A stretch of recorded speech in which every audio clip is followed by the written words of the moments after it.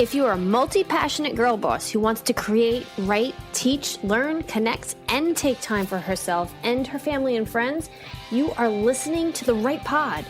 Hi, I'm Laurenjean, your go-to podcast resource girl and self and business development freak. I love everything related to development, as well as focusing on self-confidence, letting go of control, and following your intuition. All right, let's get down to the good stuff.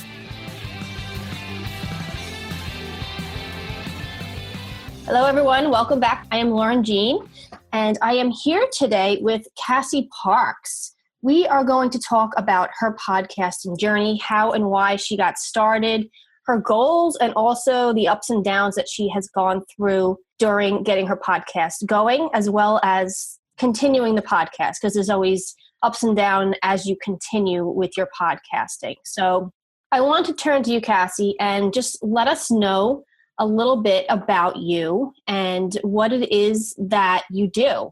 You know what? I just realized that I didn't read your bio, but you know what? Oh, well, let's just do it. Yeah, let's just do it. Yeah. So I help entrepreneurs welcome more money into their businesses so that they can experience the success that they're looking for. Because often that's what, if you can't let the money in, you can't reach those goals and be serving the amount of people that you want to serve.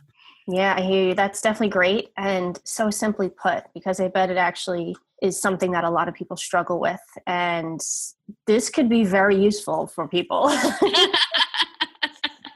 So why don't you tell us why you started your show? I actually started podcasting back in 2009. I landed this interview on a major radio network that was like syndicated in 8 places. And I loved like being on the radio. And I was like, I wonder how I could do this, how I could get more of this. Right. Yeah. And so I did some Google searching and I figured out I could have my own podcast. So I started a show and I probably did it for about a year and then I stopped because I didn't know how to get the results. Right. I think that's a lot of us start podcasting because we have something to share and it's fun. But really for me, ultimately, I wanted to get clients out of it. But I didn't know back then how to do that. So I took a break. I've done a couple different podcasts with a friend of mine. We started another one. And then most recently, about a year and a half, I have 2 podcasts currently. One is me, and I talk about the entrepreneurial journey and how to get clear and welcome more money into your life as an entrepreneur. And then the other one is one of my best friends. We talk law of attraction. We just get on the phone, pick a topic, and share our stories and experiences and our coaching techniques for whatever the topic is. That is awesome. Definitely awesome. So you've been doing this for a long time. Definitely a long time. 2009. Wow, that's so long ago. It is. Wow. It is, right? It's so long ago. That's crazy. All right, cool. So you shared with us why you started and your goals.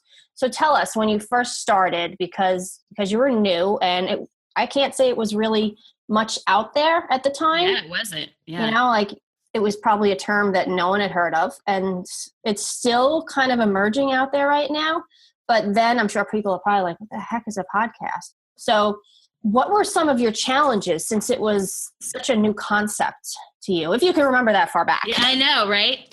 I think the biggest challenge was really, there's some things that I've learned. I hired someone to help me launch one of my other podcasts. And I learned then after I hired them, like what I had been doing wrong back then. Like I didn't have a clear goal. Like I knew I wanted clients, but that wasn't clear about how the path was going to get there.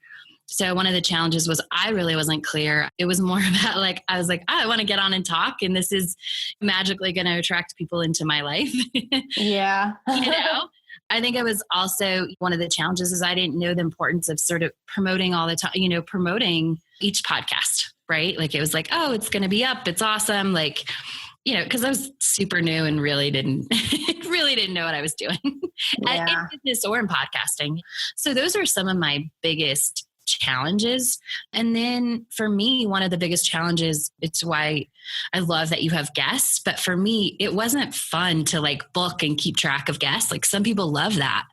And I tried that at one point and it was stressful because I still had my corporate job and I was trying to like juggle all these schedules and connect with people. And what I found is that wasn't what I loved. While some people love that, I really love to pick a topic and talk about it.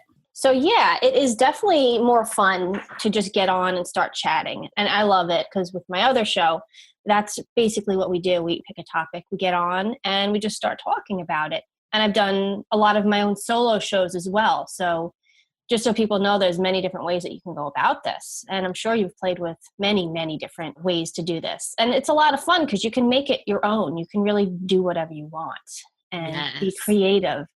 And you just find so many ideas in other areas of your life, especially since you're dealing with like the law of attraction. Like there's so many things that you can do with that one topic. Yes. Yeah. You know? So it's like you're focused on the one topic, but yet you can be so broad with it. Yeah. And just sort of go where your heart takes you. Yes. And that is definitely awesome. Can you share with us some of the different topics that you have had on your show? Just because I want people to see that just because you have one area of expertise doesn't mean that you can't go off in other directions. So I'm just curious, like some of the topics that you spoke on about the law of attraction, and they can sort of compare that to their own topic and see how they can take their show. Does that make sense to you? Yeah, it totally makes sense to me. So we have done even like we started like really basic with like when we started out. And I think this is kind of a cool thing to do for your show, because when people go back and listen, you know, in the archives, they can find this, is we really started with our own definitions. Like, what does this mean to us? Talking about the law of attraction. How has it played out in our life? We have a show, one of our most popular shows is like, we actually do definitions of terms. Because so often we think, and this is general, this applies to everything. We think that we're talking about the same thing. And often we all have a little bit different experience or a little bit different definition of a word or a phrase or a topic in a certain area, like the law of attraction, for example. And so we went through the definitions and we talked about all those. That was a great show. We always talk, we do a couple shows a year probably about how not to control the how. That sounds like a good one. I'll have to check that one out. We talk about relationships and money. We'll often talk about, if there's a topic that's going on, we'll find a way. Maybe we don't talk exactly about that topic, but we support our listeners in stepping into their best selves. So it's like, okay, if this is going on in the world, how do we talk about that and bring that into our show in order to serve our listeners better? Yeah, that makes sense. That's a really good one. That definitely is a really good one. Just even with like recent events, there's so many ways that you can look at what is going on. And it's nice to have that sort of topic where you can sort of open people's eyes so they can, I'm not going to say change what they're thinking, but open their worlds. Yeah. And just make everything seem a little bit better to serve them however they might be feeling. And that's a really cool way to do it. Definitely a really cool way to do it. And in this past week in the Facebook group I was sharing on, content, because people are so afraid of content.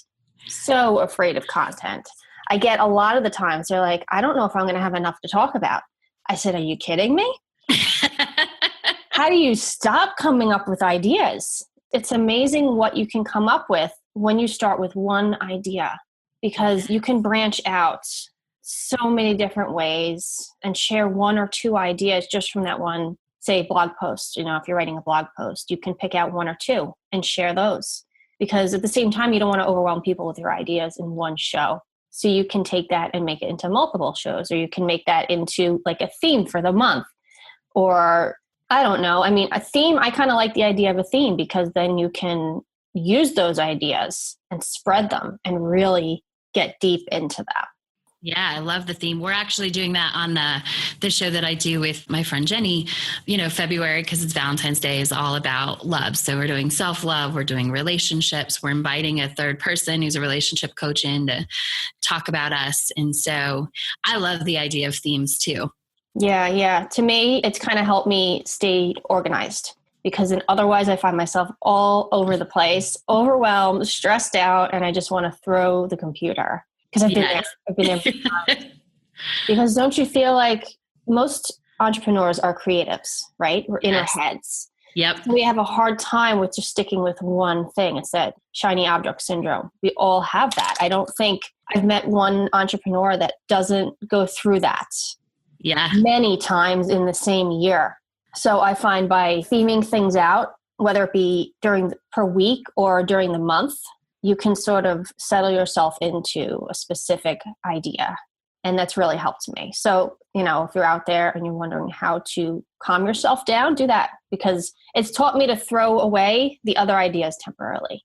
Yeah. And it gives you also that freedom to change them out. You're like, this is the plan, but oh no, like this theme, we did this recently too. Like this theme is, we want to talk about this month because it's more pressing. And so, yeah, you get to throw the other thing out for now or put it or decide what's more important. And it really does help, like you said, getting organized and really staying in that zone that feels good, right? You would think it makes it less freedom, but I think it's actually more freedom when you choose those themes or you choose a schedule or choose a topic.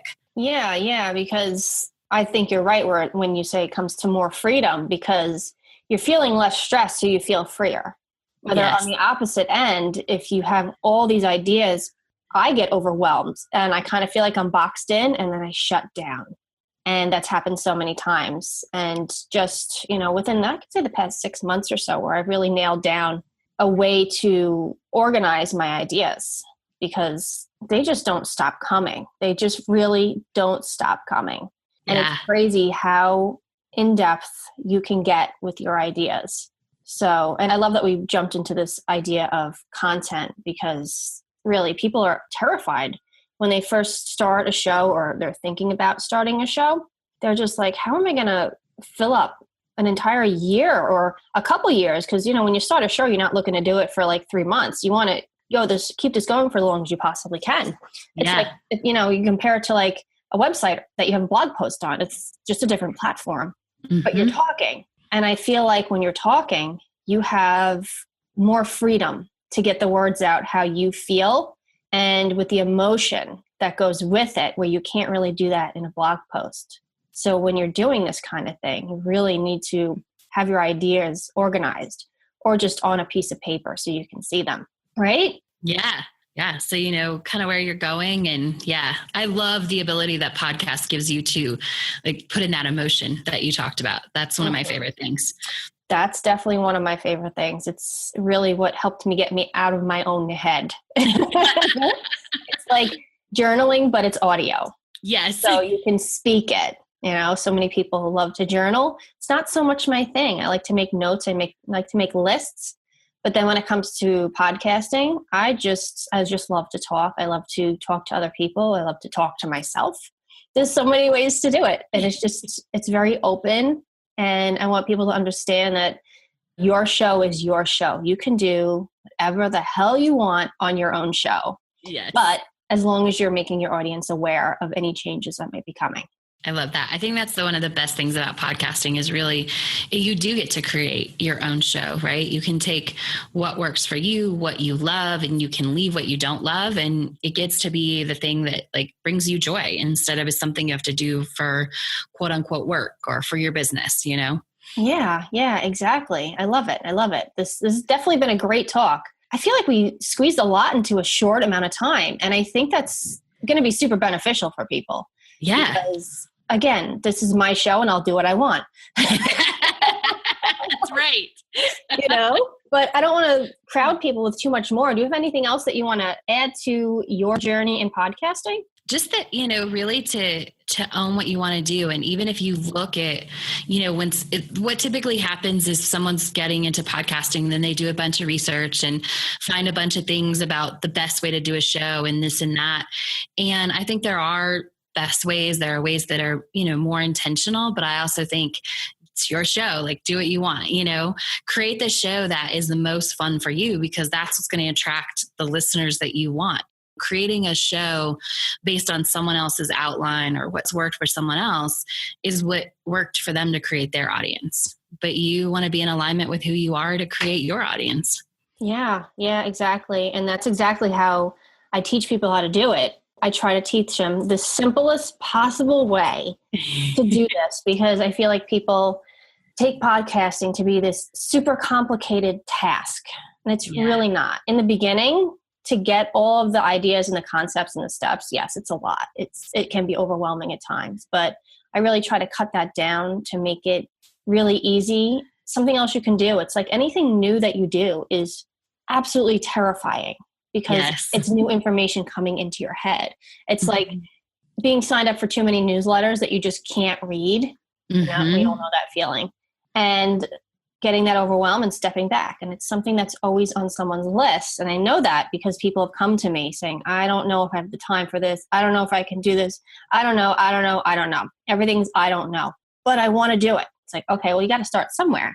Right. Step into being terrified, really step into being terrified, and you'll be amazed what you can come out with. I know I've increased my confidence in a major way with podcasting. I'm not afraid to talk about myself anymore. I'm not afraid to get out into groups, and really confidence and getting the emotions out have really helped me. And anyone can do it. Anyone can do it. And it doesn't have to be perfect, and it doesn't have to be exact.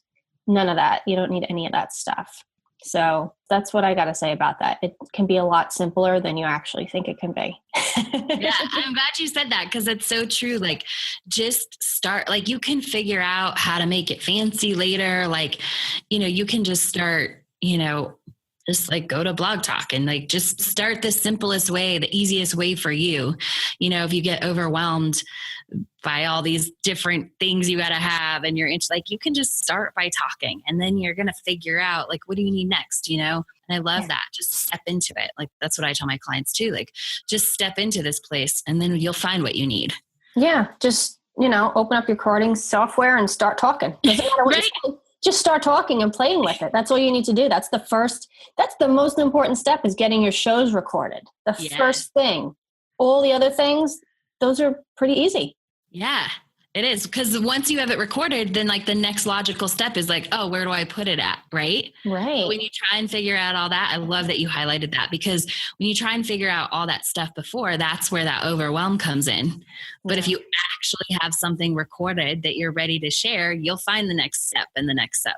Yeah, that's a great point. That is such a great point. Thank you so much, Cassie, for being here. It's just fun. Like I said, I love talking with people rather than just, typing online. We can actually see each other. Right? Super fun. So tell us where we can find more about you and what you do, since I like to give people that opportunity as well. Definitely. You can just go to CassieParks.com, CASSIE Parks.com. And of course, you can always find my podcast, The Happy Ever After Show and the Manifest It Now Show. Great. Thank you so much, Cassie. Thank you. Thank you so much for being here. I hope you got tons of useful information out of the show today. If you want to grab the resources and links that you have heard in the show, you can go to the blogcast section on my website at thelaurenjean.com. Or if you just want to listen to the pretty pod player, you can check out the podcast tab on the website. Again, that's www.thelaurenjean.com. Talk to you guys next week.